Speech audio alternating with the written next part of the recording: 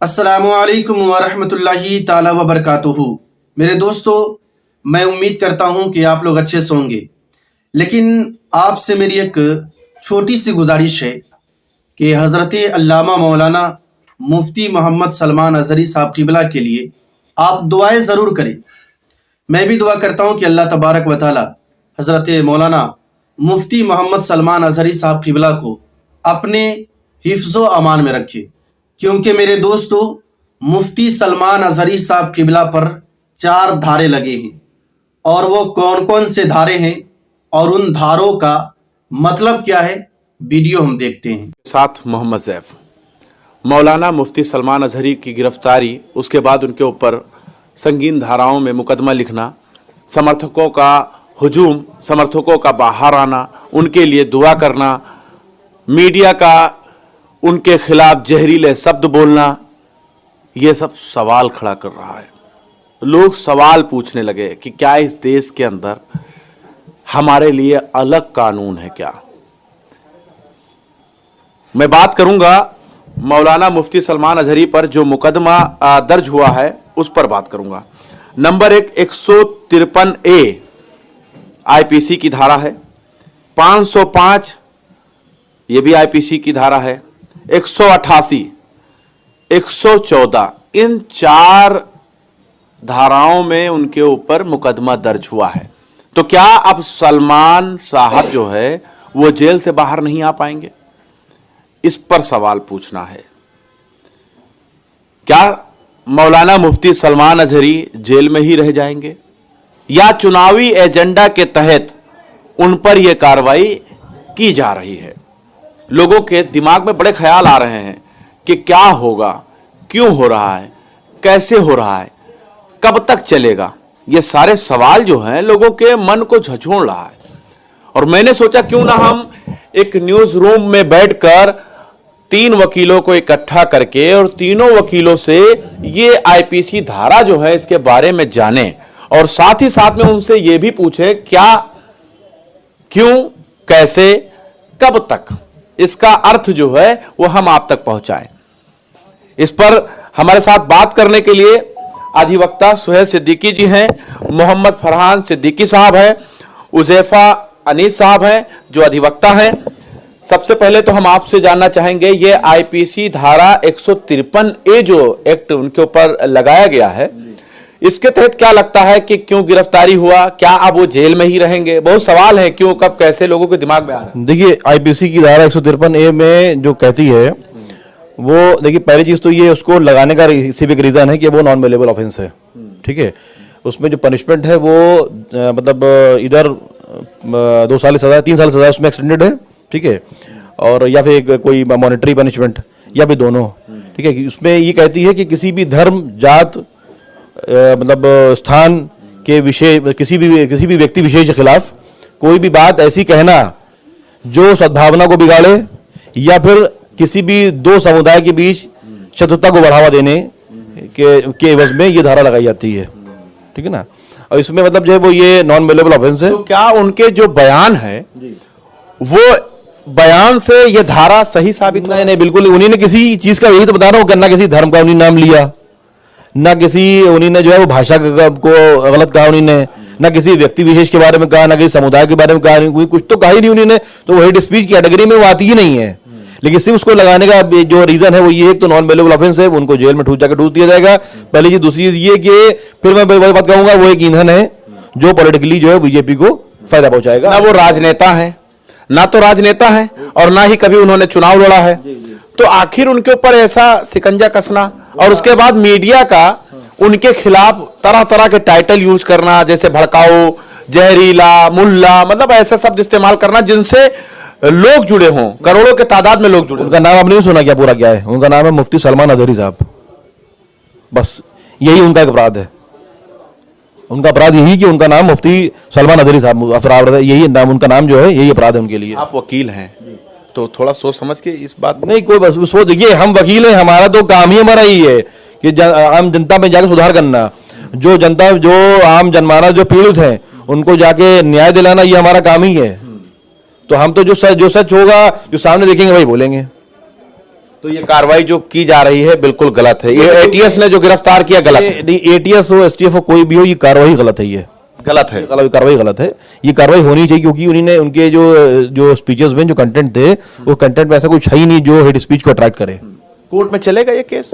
Court में चलेगा। अब देखिए, अब न्याय की जो प्रक्रिया है वो न्यायालय में चलेगी। अब जो होना था वो तो हो ही तक पहुंच पाता है केस कोई, अगर पहले ही जजमेंट आ जाता है मीडिया द्वारा। जजमेंट भाई मीडिया ट्रायल चल रहा है। ये तो मीडिया ट्रायल है। मीडिया सब कुछ तो कह ही दिया कि वो हेट स्पीच है, वो मूल्य है, वो ये है, वो है, सब तो मीडिया तो कह रही है ना। ये 3 दिन से मीडिया चिल्ला रही है इसी बात को। अभी अच्छा 30 दिन तक चिल्लाएगी मीडिया। 153 पे आपने इतना विस्तार में बता दिया कि लोग कंफ्यूजन में आ जाएंगे। अब यहां पर 505 पर चर्चा करेंगे तो आप सोचेंगे कि ये कौन सी धारा है। भाई 153 पे हम बात कर रहे थे, सोहेल सिद्दीकी से वो बता रहे थे 153 का इतना बड़ा विस्तार कि आप सोचे होंगे कि ये जब 153 इस तरह है तो 505 क्या है, क्योंकि धारा 302 का भी आता है। तो लोग सोचे होंगे 505 क्या होता है। तो 505 के ऊपर भी लोगों की निगाहें जो है वो टिकी हुई है। लोग सोच रहे होंगे ये कौन सी धारा है। 505 आईपीसी वो है जिसमें दो समुदायों के विभिन्न के बीच ऐसे कोई असत्य कथन कहे जाएं जिनसे शत्रुता दोनों समुदाय के बीच पैदा हो या घृणा पैदा हो या वैमनस्य स्थापित हो जाए। लेकिन सलमान अजहरी साहब ने ऐसा कोई बयान नहीं दिया जिससे दो समुदाय के बीच में कोई दंगा फसाद लड़ाई झगड़ा या उनके द्वारा किसी विशेष समुदाय का नाम लेके उसको संबोधित किया गया और कुछ नहीं किया गया। तो 505 आईपीसी का सेक्शन उन पे नहीं बनता। लेकिन 505 आईपीसी गैर जमानती संज्ञा भाई क्या रसूल अल्लाह बोले थे ना एंडिंग में, लब्बैक रसूल अल्लाह एक धार्मिक नारा है। उन्होंने अपना भाषण खत्म करते टाइम आखिरी में किया लब्बैक या रसूल अल्लाह। तो ये तो एक धार्मिक नारा हुआ। लेकिन हमने किसी विशेष समुदाय को तो घोषित नहीं किया कि हम तुम्हारे लिए ये करेंगे या कुछ। तो 505 का कोई अपराध नहीं। यहाँ पे उनके द्वारा कोई असत्य कथन नहीं कहा गया, किसी भी विशेष समुदाय को निशाना नहीं बनाया गया। इसने लेकिन गिरफ्तार कर लिया है तो जाहिर सी बात है इतनी बड़ी धारा होगी तभी तो उनको गिरफ्तार किया। आप लोग तो ऐसे छोटे छोटे धारा बता रहे जैसे लग रहा है कि उन्होंने कोई अपराध ही नहीं किया हो। अरे तो ये तो मीडिया बता रही है ना। अपराध अगर हुआ है तो आप लाइए, देखिए आप मीडिया हैं, अगर आप ही सत्य का साथ छोड़ देंगे तो कुछ नहीं होगा।